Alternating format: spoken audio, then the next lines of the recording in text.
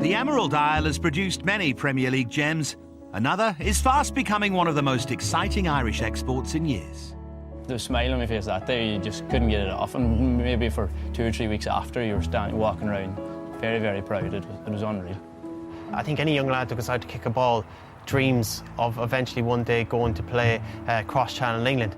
I'd be lying if I said I don't. If I'm sitting in my house some days and, you know, I'm watching the telly and I think to myself, wow, I'm playing in the Premier League. While most players begin their professional journey at club academies, Seamus Coleman took a road less travelled to the heights of the Premier League. The fishing port of KillyBegs in the northwest of Ireland is where it all began for the sports-mad youngster. The focal point of this close-knit community is local amateur club St Catherine's, where Coleman is fondly remembered. Always tenacious. They had plenty of grit and determination in them. Always wanting to learn and listen. Always willing to give 110% all the time. There was never any doubt that if you had Seamus on your team, you know he was going to give it his all for you.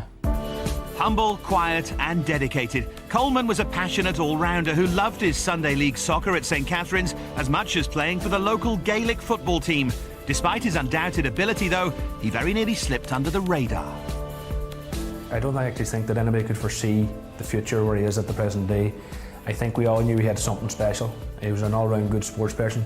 He could turn his hand to most sports within the country. You know where I'm from, there's a soccer club and a Gaelic club, and I played both, but Gaelic's quite big in Ireland, and you know I played it under 12, under 14, under 16, up to under 18. And you know, it was my #1 sport, everyone knows, and then I kind of got to about the age, and thankfully I made the right choice, but you know, I did Gaelic football.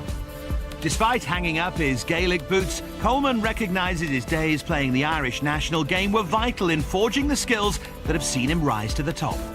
I think of a different mentality, maybe, I suppose, and maybe a lot of other people. You know, it was quite a tough sport. You know, you got hit, you had to get back up, or you know, you could get hit and it mightn't be a free kick, stuff like that. You know, so I definitely learned a lot from it, and I think it stood me very, very well. Aged 17 and playing amateur Sunday League, Coleman's talent was still undiscovered. That was until a life-changing friendly against Irish Premier Division side Sligo Rovers. Despite suffering a 5-0 defeat, Coleman impressed at the heart of St Catherine's defence, and the rest is history. Sligo wasted no time signing Seamus to his first professional contract, earning €130 a week. It was a big change, you know.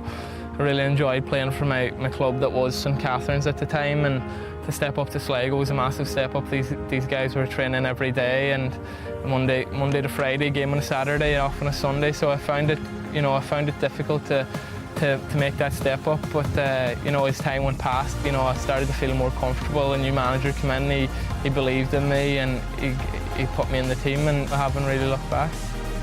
It proved to be the perfect next step as Sligo nurtured his raw talent.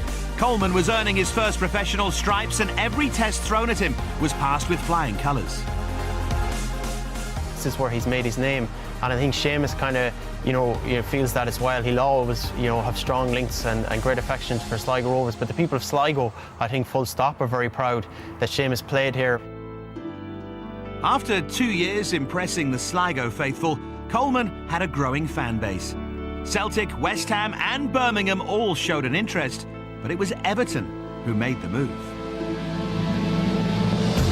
Just 2 years after his amateur Sunday League days, the 21-year-old unknown had arrived at a club steeped in history.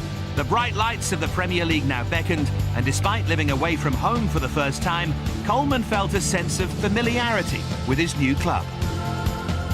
It was strange, you know.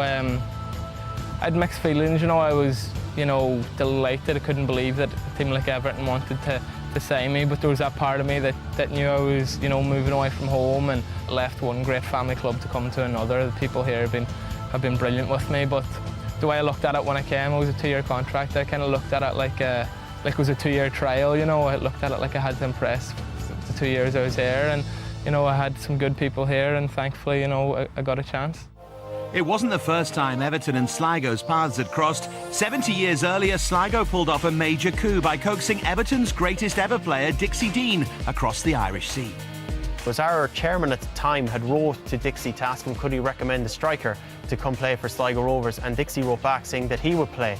And you could imagine it created huge excitement, because it's very hard to quantify now for people in the modern era who his standard would be. But you'd have to say someone like Lionel Messi or Cristiano Ronaldo if you're going to compare their scoring records. And even though he was past his prime, he's still a huge name in world football, and a former English international as well. So there've been strong links between Everton and, you know, two great ones now, and, you know, two pillars of the club, and first Dixie Dean and now Seamus Coleman.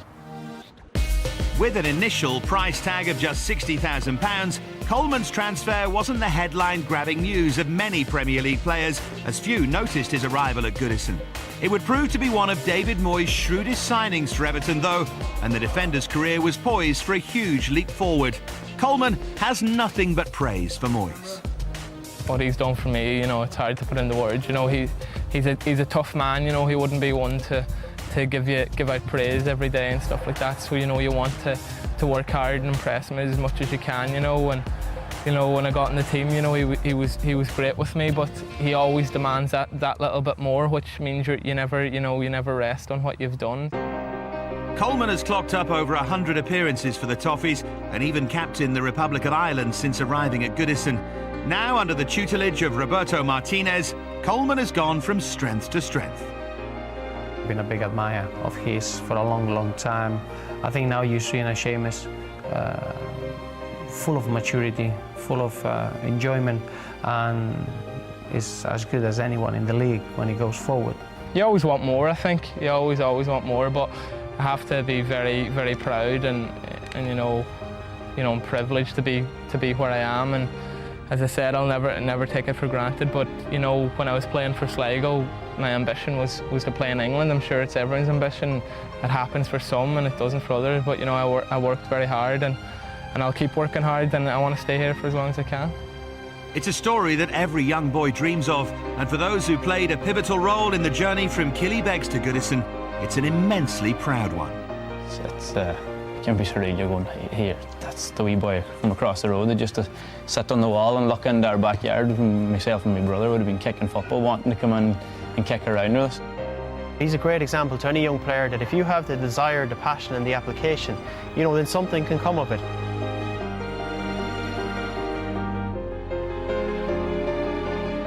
I'm not overawed by it anymore like I was when I was younger. You know, when you come in first, you know, I'll always appreciate coming through them gates and every day. But yeah, there's times where I still think to myself, you know, you're playing with some of the best players in the world in this league. It's fantastic, but you know, I feel like I belong here now. Yeah.